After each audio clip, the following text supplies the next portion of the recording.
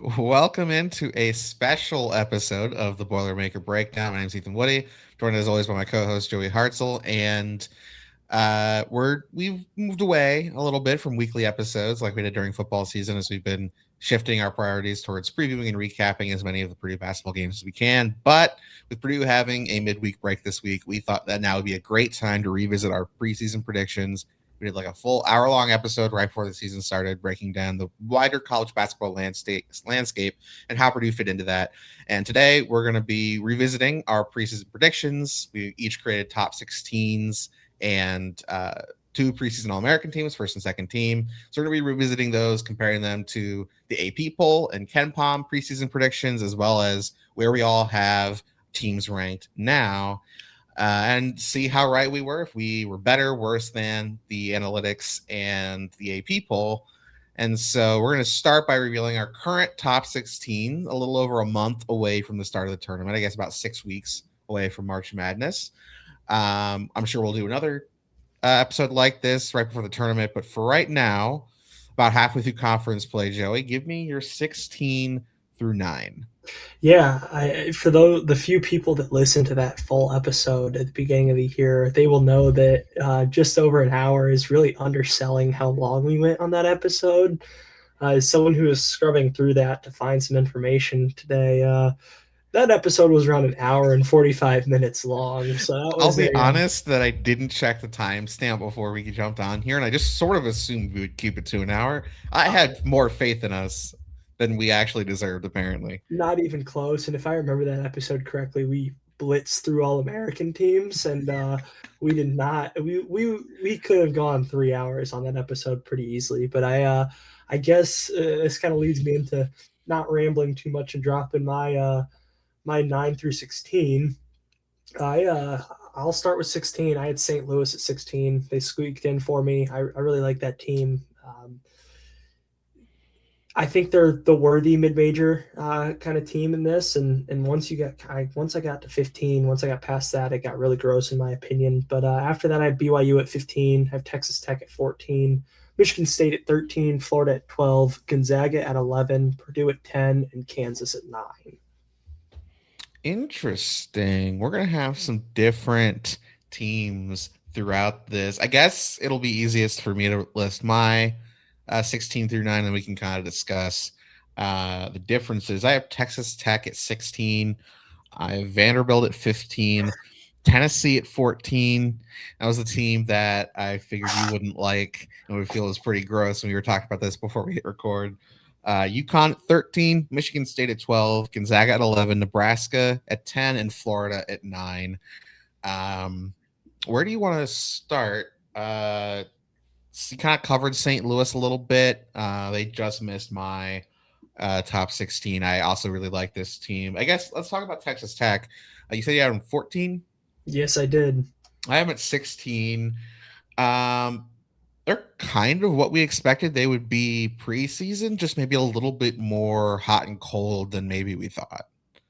Yeah, I think I like how they're kind of developing kind of down the stretch of the season. I know it's weird to say that coming off of back-to-back losses, but hard to hold that Kansas loss against them, without Christian Anderson. He didn't play at all in that game. I like we compared this team a lot to Purdue last year, and I think that's holding pretty true. The difference is I think that the third piece is just a little bit more consistent now, especially they settled in Luwan Watts, just because I think Watts can impact games in several ways. Whereas Fletcher last year, I mean, he was an elite shooter, but when he wasn't shooting well, he didn't impact the game a whole lot in other ways. And I think Watts is a little different in that way, and it gives that team a little bit of a higher ceiling. And then Anderson and Toppin are as good of a duo as anybody in the sport has. I mean, they're just an incredible pair. Toppin's production has only gone up this year. It's ridiculous to see. And I try not to hold that Kansas loss too much to them. And before that, this is a team that beat Houston in a close game. They split with Houston on the season series, and both games were incredibly close. They've got big wins. They played at Illinois close, who's an incredible team. That was on the road at Illinois. I think this is a really good Texas Tech team, and I think that the role players are starting to get there. Like I'm starting to buy Donovan Atwell a little bit. It's a team that's growing on me, especially as the season's gone kind of got going. I agree. I have him at 16, and honestly, I ranked him higher. Um, like I'll probably still question the supporting cast, but is it that much worse than it was last year? And this team was an overtime away from going to, or not overtime, but a very close loss to Florida away from going to a Final Four. I don't think so. I think Toppin and Anderson are a lot better than they were a year ago. This team is, missing Darion Williams, but Lawan Watson kind of stepped into that role and done the same thing. Maybe his ceiling isn't quite as high, but they're very similar players. And now that he's really settled in, I mean, you and I, when Texas Tech played Purdue, were kind of clowning Watts a little bit for how inconsistent his production was, and he was horrendous. Like easily his worst game of the season was against Purdue. So I'm sure Purdue fans don't have a great memory or impact of him, but he's been really good lately. He was arguably the best player on the floor against BYU when Texas Tech won that game, and He had another great game against Kansas too. I mean, it was an impressive effort. Came up short, but I mean, as I said, like it's a team of built around three guys who's missing their star point guard. So it's hard to really hold that a 3-point loss where it took some incredible shot making from one of the elite NBA prospects, probably the best player in the country when he's healthy and available, and Derek Peterson to beat that Texas Tech team. we'll talk about DP more here in a minute, I'm sure. But yeah, I mean, Texas Tech also arguably has the two best wins of the season. They have a win over Houston and Duke. Um, so if you're looking at like just take every team's top two wins, they're right up there with anyone. So I have two teams in my top or this section that you don't have in your rankings at all in Tennessee and Vanderbilt. I guess I'm probably a little bit higher on the SEC than you are. Who I know you have St. Louis. What's the I guess BYU did not make my top 16. Yeah, I think Vanderbilt was right there. Like we're pretty aligned on Vanderbilt. I think it was a matter of like a couple spots. I would if we went to 25, I would have had Vanderbilt at 17. It took right up until we started recording for me to kind of make the decision on St. Louis and Vanderbilt. I think I finally settled on. I thought St. Louis deserved a little bit of representation for what they've done this year. I just I don't know what it is. I don't know if I can get there with Tennessee. This is a Tennessee team that really, I think, is kind of being carried by that Houston win earlier in the season. They lost to Kansas, they lost to Syracuse, they lost to Illinois, they lost to Arkansas, and I think as of right now, they're beating some of the weaker teams in the SEC. I don't think that like a couple wins over Ole Miss, Auburn, and Georgia really moved the needle for me, and Alabama has skidded recently themselves, and I also don't have Alabama in my top 16 either. And so I don't put that much stock into the Alabama win, and it's just not enough to do it for me to pull the trigger. And if we went to the top 25, like I said with Vanderbilt, I would probably have them on the very, very back end on the top 25, but I'd probably still rank them. I can't get there in the top 16 yet. That's totally fair. I think I really liked my top 10, and then 11 through 13 are like three teams that you have to put in the top 13 just based on how much they're winning, but they're not really teams I believe in March.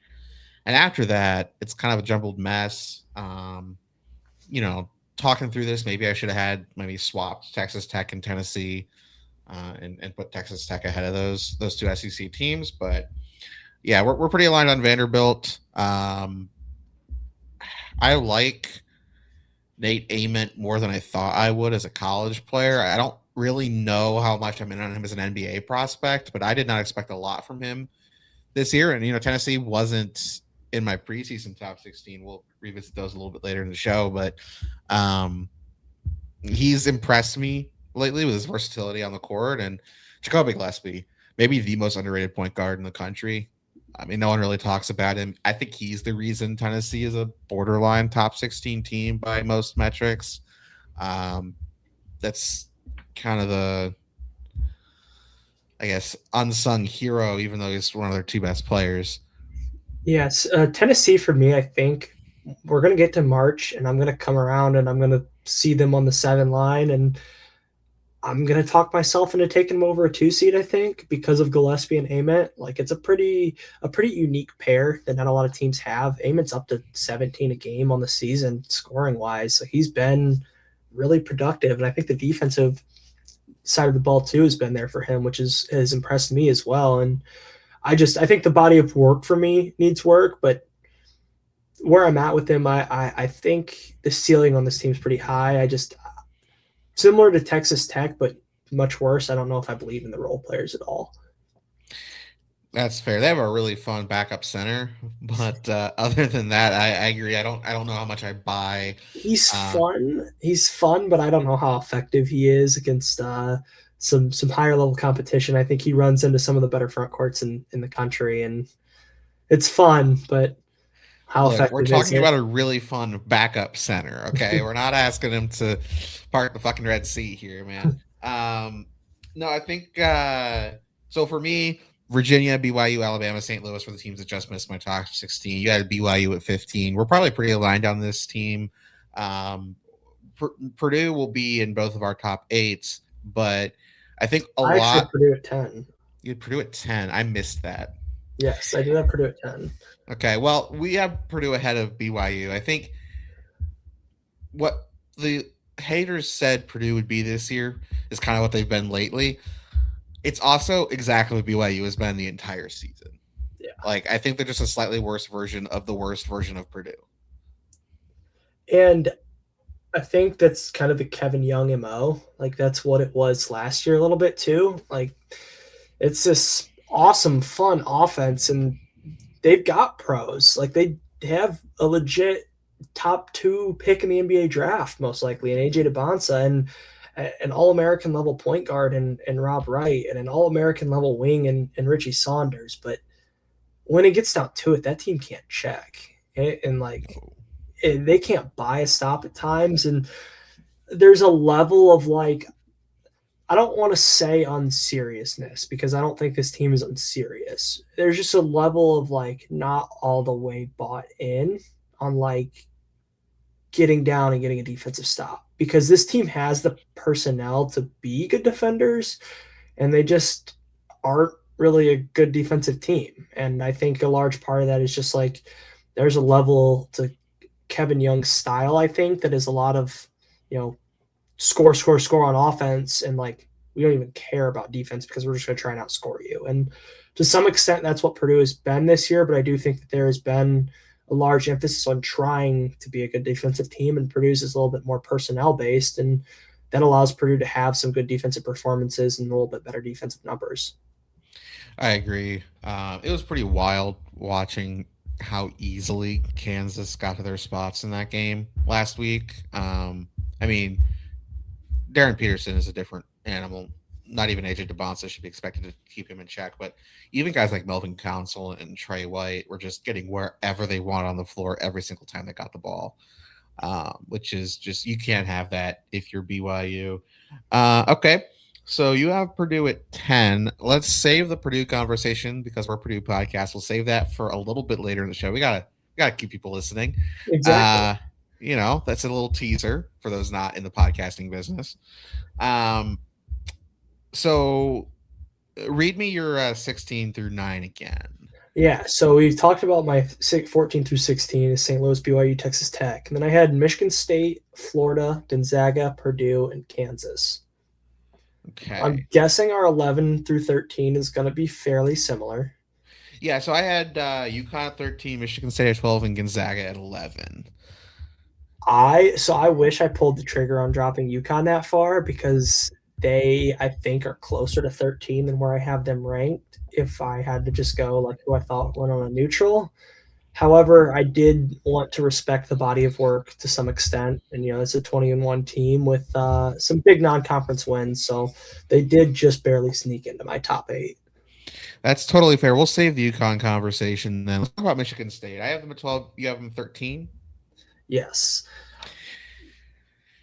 This team is a souped up version of what I thought it would be this year. Like, I thought this was a like top 30-ish team that Going to have an awesome defense per usual, per Tom Izzo. I mean, it's a safe bet. He's going to be a tournament, kind of put out a tournament level basketball team with an elite defense.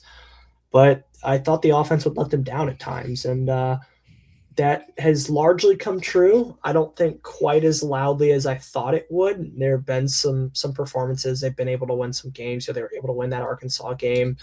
They were able to dominate that North Carolina game. But I do think that it really has come up short against the elite teams in the country. And even like the Nebraskas, if you want to consider Nebraska an elite team, I do at this point. But if you don't, I think it's totally fair. And like Michigan State's offense, I think let them down in that game. And it it's a Michigan State team that is winning a lot of games, but 48th best offense in the sport on KenPom. That's only going to get worse, in my opinion, as we get along in Big Ten play. I think we've seen some of the limitations, like the Michigan game, especially. We saw a lot of the limitations this Michigan State personnel offensively, and especially if you have real size in the front court, I think this Michigan State team struggles. Yeah, I agree. I think this is a team that's really beaten up on a soft opening Big Ten schedule. I think you could say the same thing about Purdue. Like, both of those teams have kind of racked up some pretty respectable conference records. Now, Purdue has 3 conference losses, Michigan State just has 2. But they haven't really beaten. The best Big Ten team Michigan State's beaten is probably Iowa, which has sneaked into the top 20 metrically, but I don't think you or I would sit here and say I was a top 20 team. I think they're probably more borderline top 25 if I were ranking these teams. And so outside of that, like in the non-con, their best win was Arkansas. Like that's not really moving me. And, you could, I guess, argue North Carolina, they've been on a skid lately. So, the Duke game was closer than I think anyone really expected. And they kept it close against Duke. They very nearly beat Nebraska. They managed to come back and retake the lead in the second half against Michigan. So this is not going to be an easy team to beat. There's a lot of talk of potential like first round, second round exit for this team. I'm skeptical that they're gonna fall in the first 2 rounds. I think this is a team that's pretty immune to upsets just based on how they play. Like they don't rely on stuff that's variable. Like if they have a cold shooting night, they usually have cold shooting nights.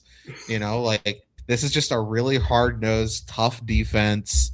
They're going to score 65 to 75 points every single night. Jeremy Fierce is going to get 10 free throws and make 9 of them.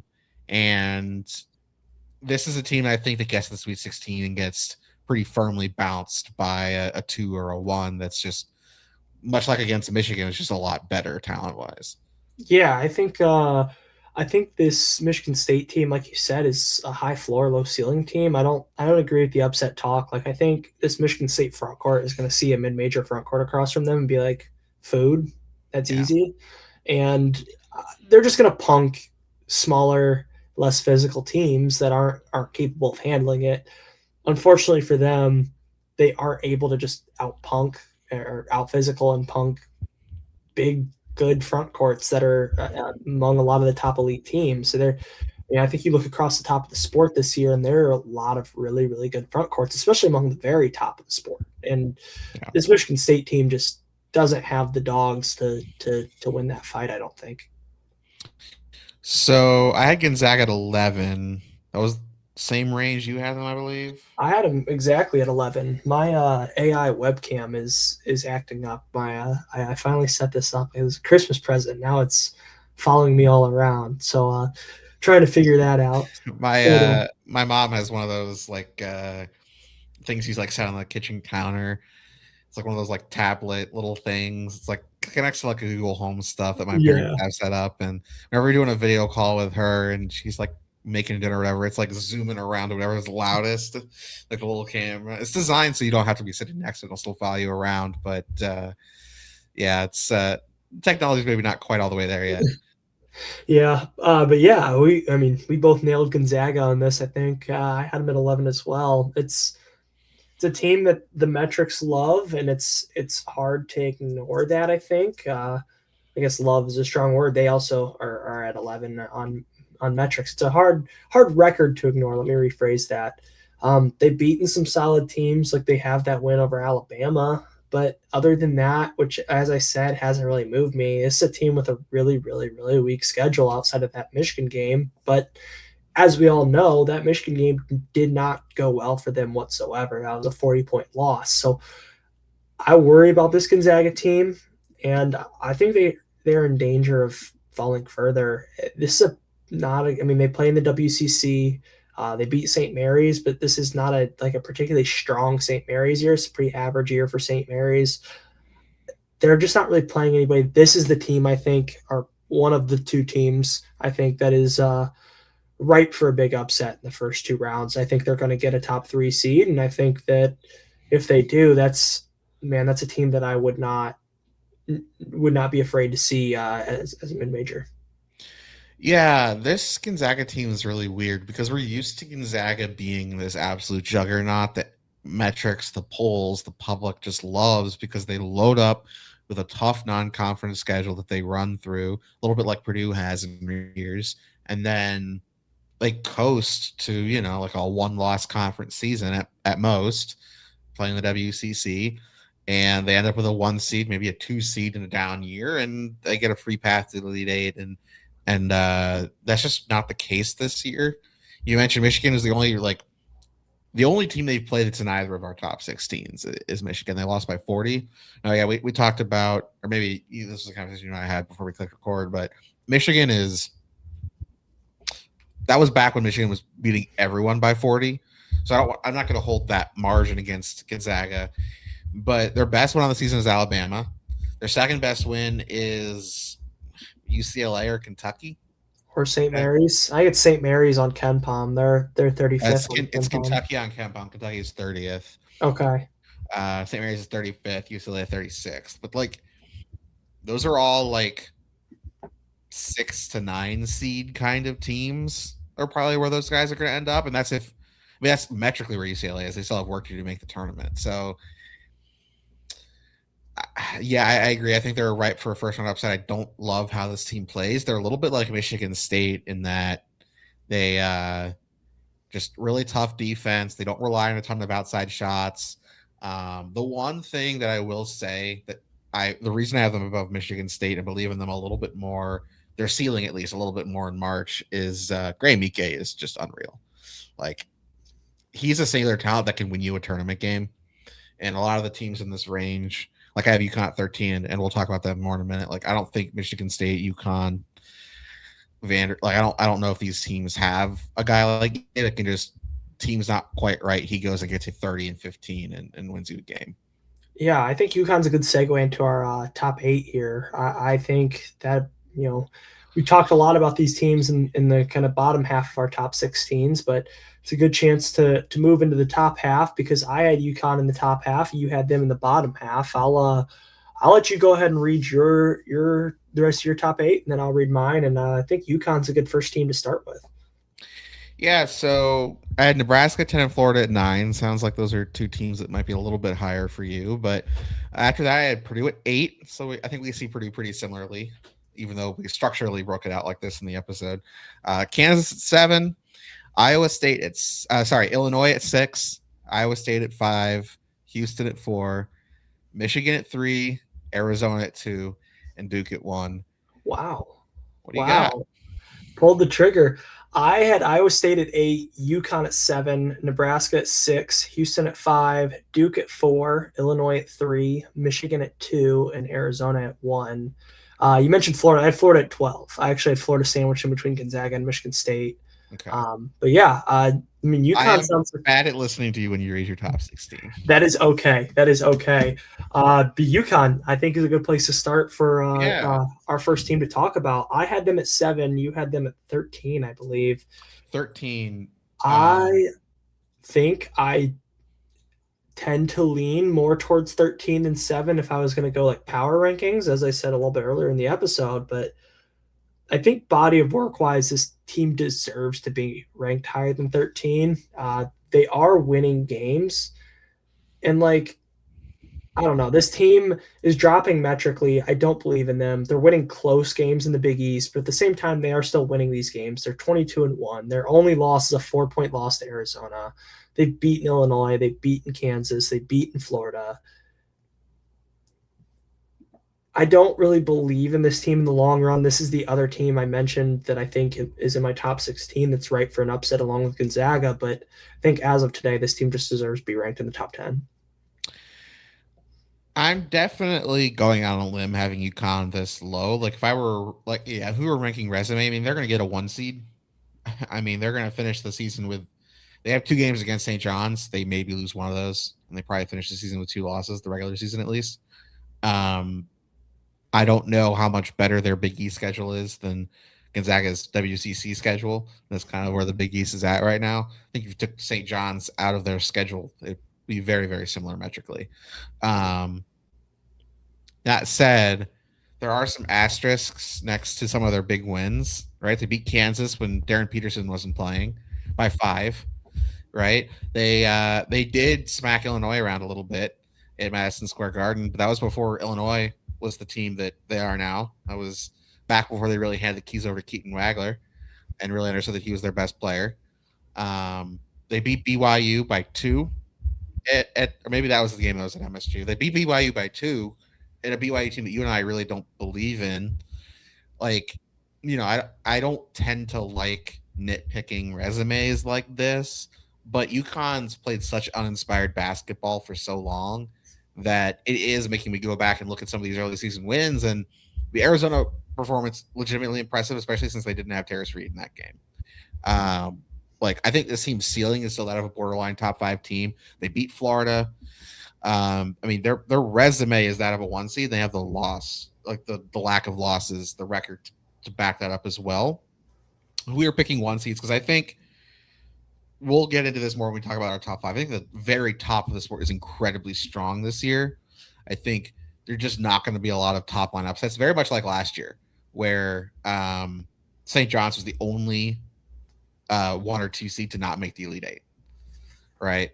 I think UConn is a little bit like this year's St. John's. I think they're better than St. John's was last year, but I struggle with this team. I don't think they have the star power to carry them the way like Gonzaga does with EK. I think their best player is probably Demery, and that scares me. It's either Demery or Caravan. We saw what Caravan as their best player looks like last year.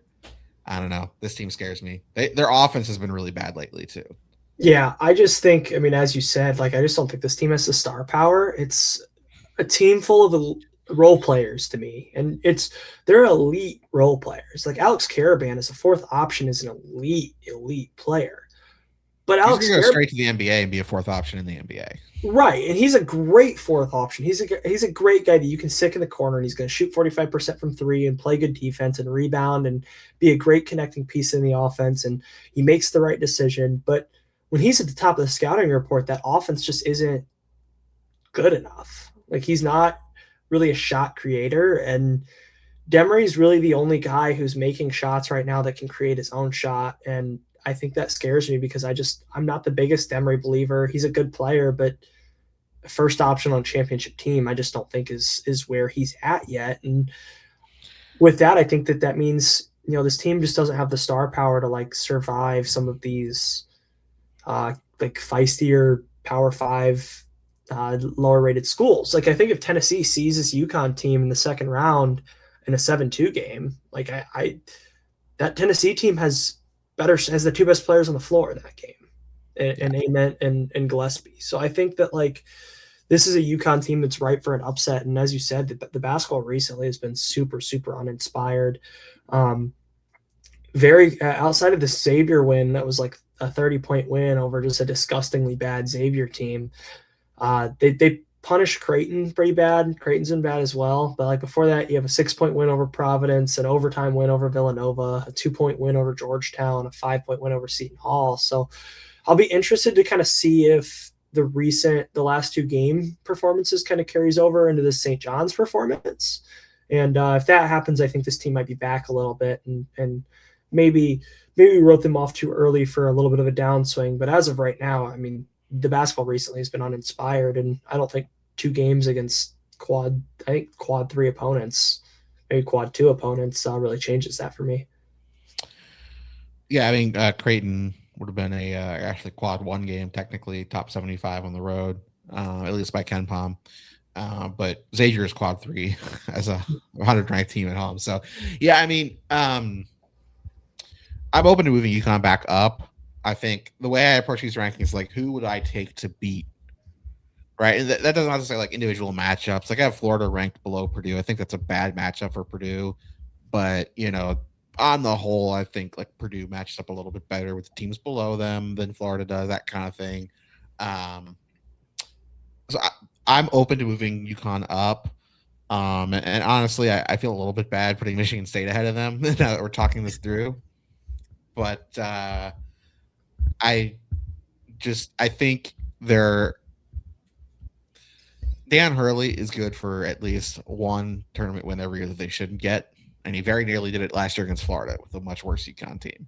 So I don't want to count them out in March, but I do think they're pretty vulnerable to an upset if they go into a team that can match their intensity and just has better players. Even if they don't, uh, kind of get pulled on an upset, I think this is a team that runs into better, more talented, higher output teams in the second weekend this year. There's so much talent in the top like 15-ish teams that this UConn team is just going to run into somebody who got beat up in the Big Ten or got beat up in the Big 12 this year, and I don't think they'll have the dogs to match. And I think this is a good segue into a team that we have in a similar area that we are much more in agreement on rankings wise, a team that a lot of our listeners will have been waiting for.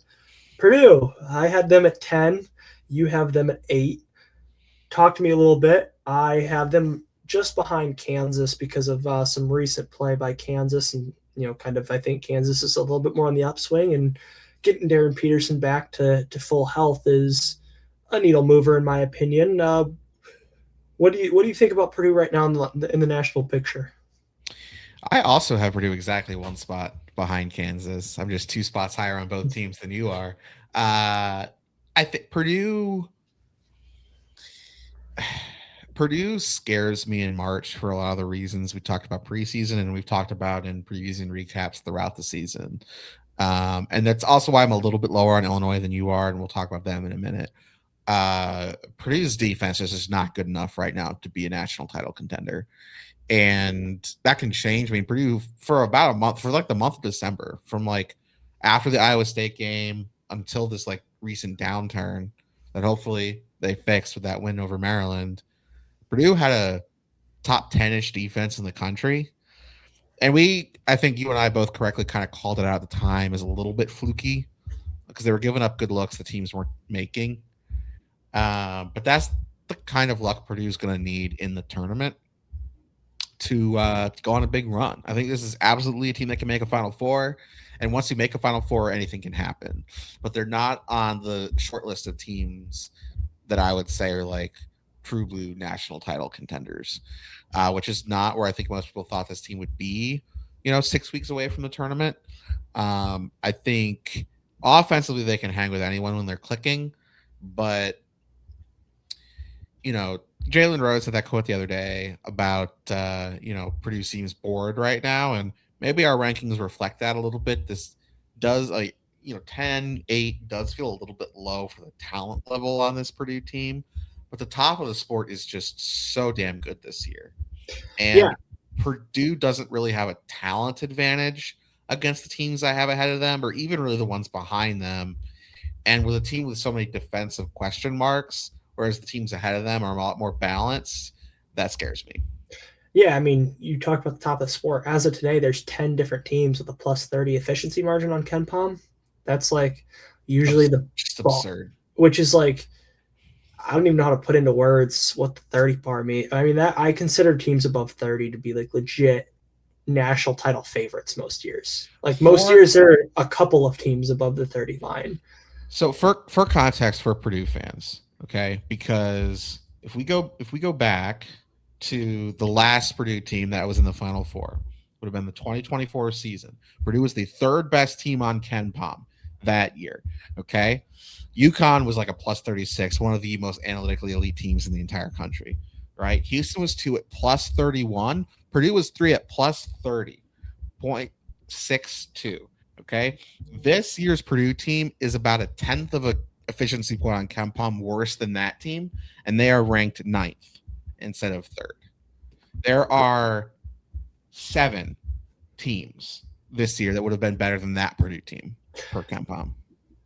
And I think it's important to note that the Ken Palm margin is compared to the average of each year. So it's hard to compare each year across the sport because the average does change. But it just shows how concentrated the top of the country is, I think. And that's more so it than anything is that like a couple losses drops you a lot further this year than it does any other year because the top of the sport just isn't losing. Arizona's 22-0, Michigan's 20-1, Duke's 21-1, Iowa State's 20-2. Like the between the 4 teams in the top 4 on KenPom, there's 4 total losses. It's just impossible to stay at the top when you lose a couple games, especially like losing to Indiana. And like you said, Purdue is a little bit susceptible to an upset. I kind of agree. The defense is hovering around 27th right now nationally, is what it's at on KenPom. I stand by 20 being the number I think Purdue needs to be under to be national title good. If they have a top 20 defense, I think the offense is good enough over 6 games to win. And I think this Purdue team can beat anybody, but they haven't had the consistency and they don't do the things that show up every single game for me to put them as a national title favorite. And I think that's why, like, I believe in Kansas doing those things. I think they're a little bit better defensively. I think they've got the personnel that kind of matches up a little bit better with some more athletic teams that could come into play in the Final Four or something like that. And the top of the sport's just so damn good this year that it's hard to really put Purdue much higher than 10, even if they have some pretty high level players at the moment with the recent losing streak. Yeah, I mean, you have them at 10, I have them at 8. I think we see Purdue pretty similarly. This is I mean, right now, metrically, Purdue's a borderline 2 seed that bracketology wise, they'd be a 4 if the tournament started today. With at 18-4. Like if you're talking about an 18-4 team most years, that's top 10 in efficiency metrics. You're looking at a borderline 1 seed, right? And probably on the 2 line this time of year. And Purdue's looking at a 4 seed, which could get them, a rougher early draw, but that's a scary thought for the 1 seeds too, right? Like you're telling me you want Arizona looking up and like who would they rather see, like Vanderbilt or Purdue in the Sweet 16? Like that's kind of what we're talking about here, and that's just how concentrated the top of the sport is. Even if Purdue somehow, wins the Big Ten and makes the 1 seed, which if they went out would be in the cards, like they could run into a 4 seed in the Sweet 16 that just like the top of the sport is just so tough this year, and it's why it's really hard for me to sit here and say like, oh, this team is the best, this team is the favorite, because realistically, there's like probably 10 to 12 teams that all feel like they could be the best team in the sport on any given day. Yeah, I mean, there's and a lot of them have just like crazy matchup problems too for certain teams. Like I think there are some very large wings across the country and some pretty physical post players and guys that I think would give Purdue some problems at the top of the sport. I think about that Arizona front court and how dominant they've been, or Michigan's ability to go 3 bigs and how Purdue would struggle to match that. And just hard to put that Purdue team above teams like that. But maybe a good transition to talk about kind of the very top of the sport. You're taking a stand on Duke and putting them at 1. Talk to me a little bit about that. I had them at 4. Duke. So to me, there's a very clear top 3 in Duke, Arizona, and Michigan, and that's the order I have them in. I think most people would put Michigan 1 if they really buy into the analytics, or they would put Arizona 1 if analytics have Arizona above Michigan right now, and they don't have a loss in the season. So I think you could argue for either. I'm taking Duke though. Cam Boozer is the best player in the country, and I don't think it's particularly close. Darren Peterson would be in the conversation if he played more. But if we're talking about like in terms of the impact he has on the court, game in, game out, it's Cam Boozer and then probably Braden as like a distant second. He's dominant, and I had questions about the supporting cast early in the season. this is one of Shire's best coaching jobs, I think. The way he's found roles for limited players that do a few things extremely well has completely changed this Duke team. Right? Like we were talking about the issues Dame Sar had early in the season, and he didn't look like the potential lottery pick built to be. And it's like, wow, Duke really missed out not being able to convince Cedric Coward to stay because Sar can't do anything close to what Coward can. And he's not even close to the same caliber of player. Like I was going to be, first team all rookie in the NBA, and we're talking about Dame Sar coming back for a second year of college, but he's turned a guy with like questionable mentals who quit on his European team into like the most bought in on ball defender in the country. Like the Sar becoming like this defensive stopper, Combina kind of finding a role as just this bench flamethrower from three. Pat Nagangba, big Pat in the middle. Like I'm buying him as one of the best centers in the country. Isaiah Evans has blossomed into more than just a shooter. Like he's a legit 3-level scorer now with just insane size and length that makes him such a difficult cover. Like the 1-2, like the 2-man game between him and Boozer is unstoppable. And it's I don't think something that any team has a great defense against when those guys are really hitting. And the weakness you would circle with this team is point guard, right? Caleb Foster and Caden Boozer are a little bit underwhelming, but it's also like last year's Duke team where they didn't really have a point guard. Now Tyrese Proctor is better than the two they have playing this year, but he wasn't a point guard. He was just there to hit shots and have 4 to 5 assists a game, and Caleb Foster can do that. I know he's been the subject of a lot of jokes from the national media about Duke's podcasting point guard, but he's another guy who's bought into a role. I feel like all of these guys that we initially had questions on coming into the year and weren't really performing up to what they needed to early on have really just transformed their games and found ways to contribute. And we haven't even talked about maybe the best defensive backup big in the country, Malik Brown. Like I'm buying into this team. I think they have the best player, and that's what separates them from Arizona and Michigan for me. Yeah, I see where you're coming from. I just for whatever reason cannot get over the hump with this Duke team. I think they're a step behind Arizona and Michigan. I see it as a top two more than a top three right now. I just think Michigan and Arizona are at the top of the sport and deserve to be talked about in that way. This Duke team has been awesome recently, but I think it's over not semi. I think it's over a very weak ACC. And they had some kind of down, like maybe not down performances, but like that Michigan State game, I think an elite team kind of beats Michigan State by double digits, maybe a little easier than Duke did. Like that was a dogfight the entire game. And Michigan State does that to people in the Breslin. But like I think back to the Michigan game, what the Michigan game looked like for them against Michigan State. And even though that game got really close in the second half, and I think that was some in-game coaching results. I think a large part of that was Michigan's choice to go zone. And if that game felt much different to me than the Duke Michigan State game because it felt like Michigan was just a different caliber than Michigan State. They were just better.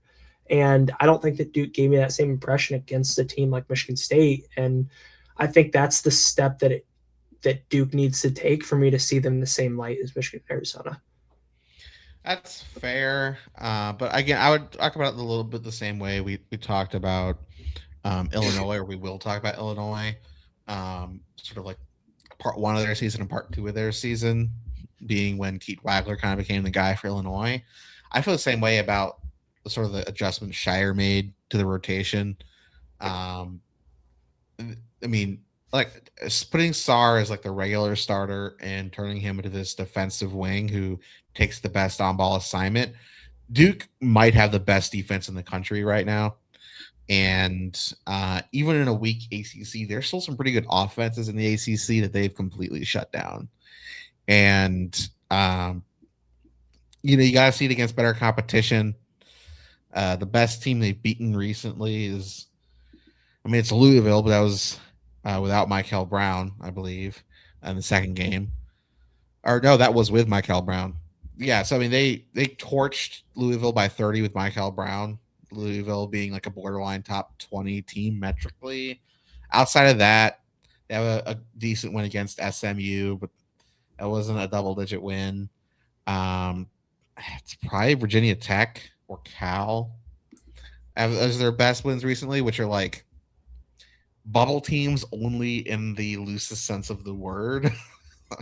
They're the kinds of bubble teams where it's like you got to keep an eye. Like the bracketologist is always like, you got to keep an eye on these teams because they win 3 in a row, and all of a sudden their last 4 are in, but they never win 3 in a row. And you always Right. have to talk about them. Those are the best wins that Duke has had outside of Louisville. So I understand if you want to make the schedule argument. I mean, I know I just dinged UConn for it. Some uninspiring performances against middling to bad schedule. I just believe in the personnel so much with this Duke team. The metrics back it up. UConn is plummeting in the metrics, and Duke is rising. Them and Yeah. Arizona are the only 2 teams that are top 5 in both offense and defense. I'm buying the Duke defense. I think they have the shooting and they have the star and Cam Boozer to win everything. And I think they're the team I trust the most. I think you could convince me to put Arizona above them. I went back and forth on which one I had a lot at one. So I don't think there's a big difference. I'm not staking my flag on I think Duke is clearly better than Arizona. I think those are the 2 best teams, and Michigan's right there with them. But that's Yeah. kind of how I would break it down. Yeah, that Michigan game is going to be quite the matchup. They're coming up in Oh, that's two gonna be weeks so much in fun. MSG. I'm so excited for that. It might be maybe it's time for a little Boilermaker breakdown wager of some kind. I think Ooh, all right. I will take Michigan -4.5 in Michigan that game minus. against Duke. So you're taking Michigan. So I get the points. You're saying Yep, and currently Michigan is favored by 1 on KenPom. Michigan currently favored by 1, which would make Duke +4.5 the bet if you're a believer in using analytics for your betting.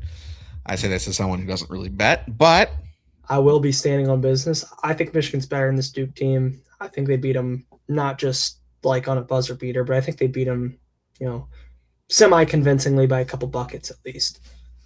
all right, give me Duke outright, but I will take the points for the bet. I'll take the spread here. Yeah, give me Duke +4.5. What are we Get wagering? what are we? Ooh, oh, this is great podcasting. It is Um, because this is on the fly. This is the first time this has happened, so we gotta. First time we got a something good. Uh, do we want to do someone has to record and upload a solo video to the channel saying that the other is the better basketball analyst? Okay, I can get down with that. All right. A 5 minute video on why the other is a better basketball analyst. Exactly, and then recanting everything they said in this episode and making their opinions align solely with the other. Um, Yeah, I mean to get back to the Duke thing, I think you talked about you compared them to UConn. Schedule wise, it's very similar to me. The difference to me is that they aren't giving out uninspired performances, and that's why I have them 4, and I'm not dropping them as much as UConn. I just that's where I'm at personally. Is that like I just don't know how much credit I can give them above Michigan and Arizona, who are doing I think similar level things against a much tougher, much more difficult schedule. yeah, I agree. I like I just like this Duke team. They were my number Right one there. preseason. They were my number one preseason team, and we're we're approaching 50 minutes. We should probably get to our preseason comparisons here pretty soon. But I feel like think preseason on the fly podcasting, a great listen as usual. I think we save that for an episode maybe next week. We can kind of update them and compare and maybe give our All American teams this year. That way we don't drag into a 3 hour episode like I'm afraid that we are oh, on the track to do. we would absolutely. But Duke was my preseason number one, and I can't quit them. I think they have the most talent in the country. I think they're the best player in the country. This team is super balanced, and like I said, with Kaminga and Sar and some of the complementary players kind of falling into their roles, I like a teams like the big three of Boozer, Ngongba, and Evan. I think can go toe to toe with any in the country, and Duke has elite role players. If you want to call Sar and Kamini role players, Foster too. Like any of those guys can get you 20, and they don't have to most nights, but they're really bought into what they do really well. And like I said, I think it's one of Shire's best coaching jobs that he's done. Yeah, I think this is a good transition because I have Duke rated behind a team that you did not even consider to be in the top three in the sport, Illinois. Where exactly did you have Illinois, and why did you not have them as high as I did? I had Illinois at 6, and it was tough. Last minute, I swapped them in Iowa State. So I have Iowa State 5, Illinois 6. Um, I almost put them 4. Almost jumped them ahead of Houston. My concern with Illinois, and I say this as having them number 6 in the country, so concern should be in heavy quotation marks here. But my concern with Illinois relative to some of these other top teams is the same one I have for Purdue. Their defense is not grading out as well as these other teams. Um, Metrically, their defense is only slightly better than Purdue's. And we just talked for probably way too long about Purdue's sucky defense and why that's a potential ceiling capper in March. I think Illinois has the same issue. Now they do other things better than Purdue. Their offense is the only offense in the country rated better than Purdue's right now. They have an NBA guard on their team in Keaton Wagler, who, I mean, it's him or Flemings for the top guard outside of Kingston Flemings at Houston. For those who aren't as draft focused as we are, but it's one of those two for like the top point guard behind Darren Peterson, and it might just be. I mean, it's probably the two of them and Caleb Wilson at North Carolina is like the next three behind the big three that gets talked about. So he's a legit lottery pick. He can. I mean, he got 46 in Mackey Arena. I mean, that's as much proof as you need that he can do it at the highest level in the biggest moments against the best teams. At And Purdue, as AJ DeBanza likes to say. yeah, I mean that performance is really inspiring. But like I said, this defense is extremely passive. They're maybe the only defense in the Big Ten more passive Purdue's. They don't force turnovers. They're content to let teams take their shots and just hope that they miss them. It's a little bit like Purdue's. They're better at denying open threes and forcing long twos than Purdue is. And they have more rim protection than Purdue does. So I do think in March their defense is a little bit better constructed than Purdue's to go on a run. But ultimately, I think they could be done in by some of the same issues, right? If you're letting a team just take shots and hoping they'll miss, you're going to run into a team that doesn't miss shots, right? You're not going to have 6 off shooting nights against you in a row. That's just not how this works. And I think all the teams I have ahead of them, Iowa State, Houston, Michigan, Arizona, Duke, can absolutely exploit Illinois' defense in some pretty specific ways. And that's what scares me about Illinois. They're a good shooting team. They're a great rebounding team. They have the star power at Wagler. When they get Boswell back, they have the perimeter stopper. They have the rim protection, but they give up some open looks. I mean, Nebraska's team we haven't talked about yet. We haven't, both of us have them in our top tens, but Nebraska shredded Illinois' defense on Saturday. I mean, shredded. And they do that to a lot of teams. It was pretty alarming to see some really basic, like ball movement, swing pass. Guy darts into the paint and kicks it to a guy that his defender just abandoned somehow for open looks. When you're playing defense that passively, you're just vulnerable to exploitation from teams, and I don't trust their defense relative to the other teams ahead of them. Yeah, I mean that's a fair point against Nebraska. I would point out that I don't think points per possession was actually quite as bad as, I mean, they only gave up around 1.1 points per possession, which isn't great defensively. Nebraska didn't shoot it super well in the second half, which I think hurt their point. But they were getting good looks throughout the entire game. Yeah, I mean, I think part of this Illinois defense is being passive, but unlike the Purdue defense, they have the athletes and the length to really make things a lot more difficult. And I think I'd buy that defense just a little bit more consistently than Purdue's. I think the rebounding's better. And like, I mean, you mentioned like Iowa State. I think they're actually a really, really tough matchup for Iowa State because they're one of the few teams in the country that I think has a matchup for Milan Momcilovic. Like, I think Illinois is perfectly content putting Andrei Stojakovic on Milan Momcilovic and kind of forcing Milan to shoot over a 6'6" physical athletic wing defender and, saying, sure you can do it against 6'3" guards, but what do you have for a 6'6", 6'7" guy? And I think this Illinois team is really tough. They're really unique matchup wise. I think yes, they have the NBA guard, but they also have three other guys that are comfortable handling the ball in their starting lineup. And two of them have handled the ball for multiple years at the Division One level for high level teams. Like Kylan Boswell's a senior point guard. He was expected to be the point guard on this team, and you know Keaton has been so good that he's kind of relinquished that role. But if for whatever reason Keaton's having trouble handling the ball, they're perfectly able to go to somebody else, whether it's Merck or Andre or Kylan Boswell. And Keaton is just such a good player at this point. I mean, you called him lottery pick. I think he's like a surefire top 10 pick at this point. Beyond a lottery pick, Oh, I agree. he's a guy Yeah. that I mean, I think I would take him fifth right now. Like I'd take him in between Caleb Wilson and Kingston Flemings, and he's probably my second favorite card in this NBA draft class behind Darren Peterson. And you surround him with some of the talent that they have at other positions and the rebounding that they have and the rim protection they have. And I really buy this Illinois team with Keaton Wagler as the alpha dog 1A guy. I'm not going to argue with you or really any of this. Like the 6 was really tough for me to parse out.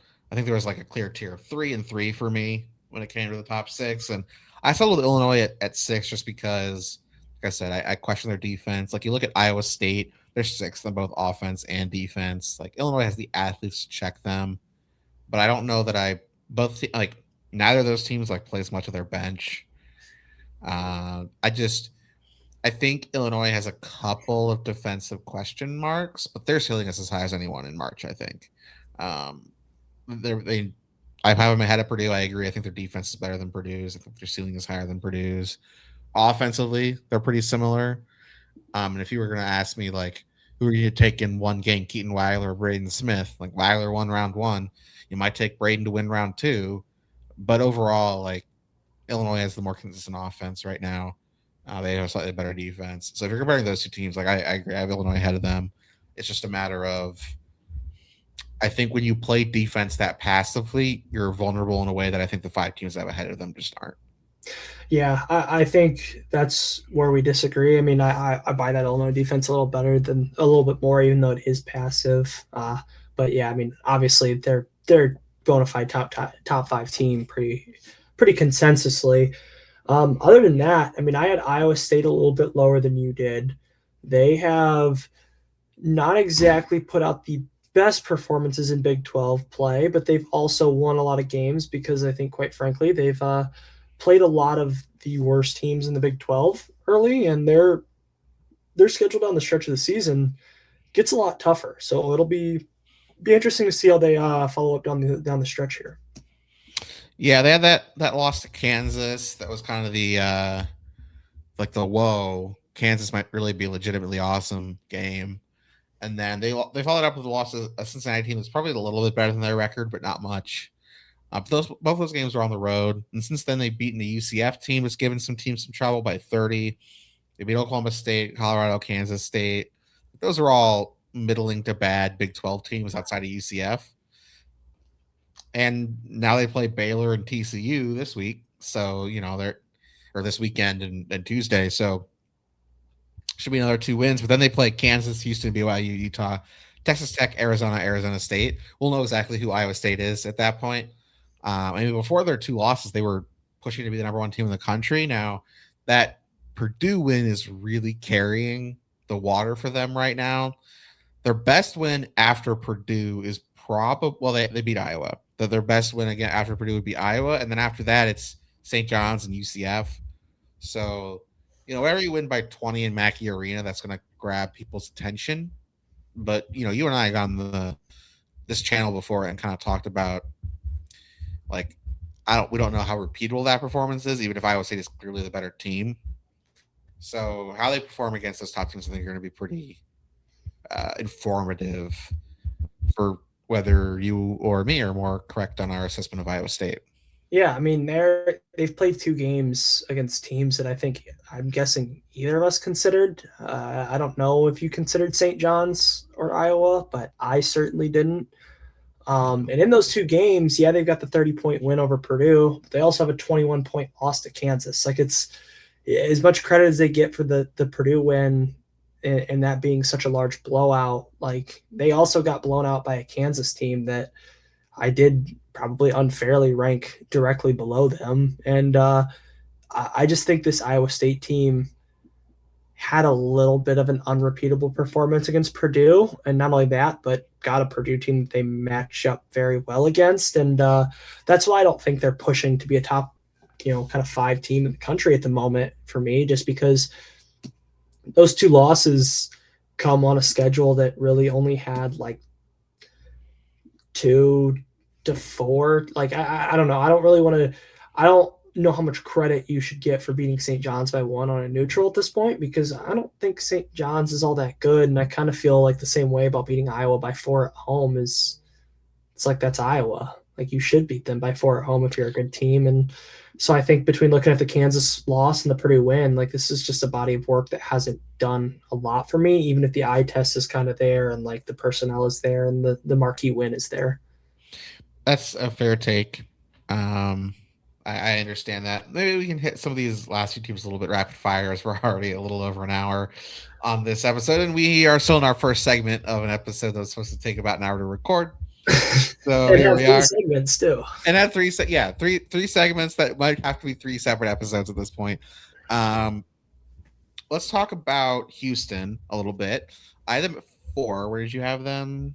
I had them at 5. I had them directly behind Duke, Illinois, Michigan, Arizona. I think kind of you mentioned that second tier. I think it's 4 teams right now. Personally, I guess I'll even go 5. I think UConn deserves to be thrown in that tier at the moment for me.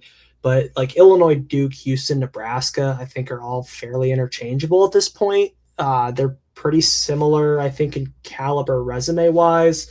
You can nitpick some stuff, like you can say Duke has had kind of more wins, but they played a weaker schedule. And like when you look at this Nebraska team, this is a Nebraska team that the analytics are dropping on slightly, but they have 2 losses this year, and they're to 2 of the top 5 teams in the country. And so it's hard for me to really hold a 3-point loss to Michigan, in which they're missing Rink Mass, too much against them. Same with holding a 9-point loss to Illinois, where Rink Mass wasn't completely healthy, and especially considering they beat that Illinois team earlier in the season at Illinois in a game that, albeit before Keaton Wagler was really the option 1A, but like I think the Nebraska team deserves to be in that group, and it kind of fits with Houston, who also is kind of in that same boat of like, well, they're clearly not like the top team in the country, but they're right behind them. Yeah, I mean, you could make a lot of the same schedule arguments we made for Iowa State for Houston. Their best win is against Texas Tech. Their second best win is Arkansas. And after that, it gets kind of gross. Auburn, Baylor. Like, that's really gross. Much like Iowa State, it's a very backloaded Big 12 schedule. They play UCF, BYU, Utah, Kansas State, Iowa State, Arizona, Kansas, Colorado, Baylor, Oklahoma State over their final 9 games, 10 games. So we'll learn a lot about Houston relative to like some of the. It's a little bit like the Big 10 too, where a lot of these teams got off to really hot starts, like Illinois, Michigan, Purdue, Michigan State, Nebraska were all like the top 5 in the Big 10 and all got off to fast starts. And the only team that really played any of the other teams was Nebraska, right? Which had beaten both Illinois and Michigan State early on in their Big 10 schedule. And now those teams are starting to play each other a little bit more. It's a very similar thing in the Big 12, where you kind of have a clear top 5, and in Arizona, Iowa State, Houston, Kansas, and Texas Tech. And they had, some of those teams have played each other a little bit more than they had in the Big 10, but Iowa State, Houston, and Arizona really hadn't played anyone consistently outside of Texas Tech. And so Kingston Flemings is really good, man. Yeah, that's the difference between Iowa State. That's the difference maker. That's why I have them in that tier. Is I think Kingston Fleming's the best player on either of those teams, and he's a guy that I think can win you multiple tournament games in March, similar to Keaton Wagler, I think, or Darren Peterson. Like, I think these are guards who are not only just capable of taking over games, but like you almost expect them to take over a game. And like they're also the high end NBA freshman talent that just when they're on, it's otherworldly levels of shot making and like getting to my spot and getting downhill and getting and being this elite athlete. Like Kingston Flemings is so poised and strong and physical and explosive for a freshman that like he doesn't play like a freshman and no one can really stay in front of him or keep him from getting to his spot. It's the same way with Wagler DP, and they're just so in control of the entire game that it's these are like he's a guy I expect to just will Houston in the Sweet 16 if he has to.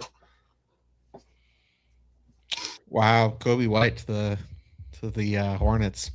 Live NBA trade deadline updates. You can't get it anywhere else, folks. By the time this goes up, it'll be like 4 hour old NBA trade deadline updates. But yeah, uh, that's probably a good segue into wrapping this show up. Other than maybe a quick talk on Nebraska, I had them at 10. Do you have them at 6? I did have them at 6. Which is maybe the most far apart we are in any of the teams in our top 10. I actually believe probably UConn is. Oh, UConn is. UConn. I didn't have them in my top 10 at all. That's why I didn't think about them. But no, Nebraska 4 spots apart. I mean, when you're talking top 10, that's a decent split. Nebraska is a weird one just because I think they're legit. Like, let me make that very clear. Like, we are past the point of being like, is Nebraska for real? Like, they're a certified top 10 team. That said, analytically, they're a borderline top 10 team. The talent level on the roster would suggest this is a Sweet 16 team, not really an Elite 8 or Final 4 team. I think they're going to be a really tough matchup for some teams and a really good matchup for a lot of other teams. And I worry about how they match up with the top of the sport, which is why I have them a little bit lower. Because if you're a team, a little bit like we talk about with the Purdue defense, but an even more extreme example of it, and a higher level example of it. Like Nebraska's a better defense, to be clear. But Purdue's defense is built to stop a couple of stars and let inefficient role players take a lot of shots and hope they miss. Nebraska takes that to the extreme. If you recall when Purdue, the Zach Edey led Purdue team that made a national championship game, when they lost at Nebraska, they put 3 guys on Edey, doubled Braden Smith across half court, and let everyone else take as many shots as they want. And because Fletcher Lawyer had a bad game and Mason Gillis couldn't hit a shot, Purdue got blown out in that game. And that's what Nebraska still does. They just have better personnel now. And so they're a top 10 team, not a borderline tournament team, right? And so you look at a team like Duke, Arizona, Illinois, even Purdue, Iowa State, right? Like all the teams we kind of talked about in this range, if you're funneling shot, exactly what happened to Purdue against Ohio State. If you're funneling, or Iowa State, if you're funneling shots to role players that all shoot 40% from 3, they're all going to shoot 40% from 3, and you're going to give them wide open looks, right? And Nebraska plays at this like breakneck pace. There's just a ton of shot volume in all their games, and they turn all their games to 3-point shooting contests. And they have elite shooters, right? Like Fred Hoiberg, Sam Hoiberg. No, Fred's the head coach. He's not out there shooting. Sam Hoiberg. I've heard. Is based on his son. It makes sense in how he coaches. No, Sam Hoiberg, Price Sanford, Rink Mass. Like they got guys that can really light it up, right? They're really fun freshmen off the bench. Braden Frager. Maybe Marcus one of the Lawrence has had some big moments too. They have a ton of shooters, but trying to turn March Madness into a 3-point shooting contest that you're going to win 6 in a row of is a really bad recipe to win a lot of games in March. And I think Nebraska is going to both be a tough scout for teams on a quick turnaround. Like it wouldn't surprise me if they get a better team in the Elite 8, like if they make an Elite 8 and they have to turn around and play like a Houston on a short notice. How well is Houston really going to be able to scout that defense? And they might get caught off guard. And that's also a tough offense to defend. Like they're so good at cutting off ball and getting open looks, and they play so quickly. Like that would not surprise me if they make a Final Four in a way like that. It also wouldn't surprise me if like they end up with like a 4 seed. They lose a couple more Big Ten games, end up with like a 4 seed, and they play like a really tough five. Like you're telling me that like they get Gonzaga in the Sweet 16 around a 32, and they know how to get good shots against that defense, or like a BYU they play like 5 seed BYU, 4 seed out in Nebraska in the round of 32. Like that's not a good matchup for Nebraska, and so I think there's a chance that they get got early because. And I hate to use the word gimmick on like a 2-minute Nebraska rant now, but like I don't want to use the word gimmick because this team is legitimately good, but ultimately it's a solvable defense in a way that a lot of these other top teams aren't. For sure, for sure. I see where you're coming from on Nebraska. I think they have the shooters, and the defense is such a tough scout that it's like got a high floor. The game to me is like the Sweet 16 game. I think if they get through that, there's a really good chance they get to a Final Four. But I think if you give one of the elite teams in the sport a chance to fully prepare for this Nebraska team, I think that they're in a little bit of trouble because I think that defense is solvable, like you said. I'm probably going to take Nebraska in my Sweet 16, probably going to end it there. And that would still be a great year for Nebraska ball, though. Absolutely. I mean, Sweet 16, maybe more. I haven't ranked 10th. I mean, I don't want to write them off. Oh, This yeah, is an they could very absolutely easily Final make Four an Elite caliber Eight. team. Yeah. And I mean, you make an Elite Eight, you can definitely make a Final Four. I think, especially as unique as you mentioned, as unique as this defense and offense is. I mean, if this team wins the Sweet 16 game, they're an incredibly tough scout on a quick turnaround for an Elite Eight game. And not only that, but a team comfortable being in a 3-point shootout is, I think, a little less likely to poop their pants on some wide open 3-point shots at the Final Four on the line, like some other teams' role players might be. So it'll definitely be interesting to see. But I think on that note, we've now gone an hour and 11 minutes on a topic that was supposed to be around 20 to 30. So I think we'll wrap it up here. We really appreciate you guys listening. We will have an Oregon preview out soon as well. Obviously, that's a big game coming up for Purdue. Officially the T-shirt game for those of you attending Mackey Arena. But other than that, thanks for listening, everyone, and be tuned for that Oregon preview.